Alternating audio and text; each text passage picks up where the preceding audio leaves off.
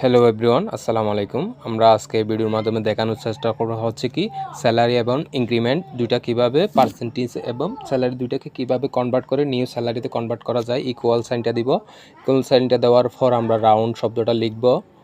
Round শব্দটা লেখার পর ট্যাপ প্রেস কর রাউন্ড রাউন্ড শব্দটা লেখার পর ট্যাপ প্রেস করলাম। এরপর আমরা এটা ইনটু আমরা কি করতে যাচ্ছি, ফার্স্ট ব্র্যাকেট শুরু করব। কারণ কেন ফার্স্ট ব্র্যাকেট আমাদের শুরু করতে হবে, আমরা পার্সেন্টেজে যেহেতু করতেছি 1 দিব। 1 প্লাস আমরা প্লাস দেওয়ার পর আমরা এই সেলটাকে পার্সেন্টেজের সেলটাকে সিলেক্ট করে ব্র্যাকেট ক্লোজ করে এরপর একটা কমা দিব। ফলসের জন্য আমরা 0 দিব। এরপর ব্র্যাকেট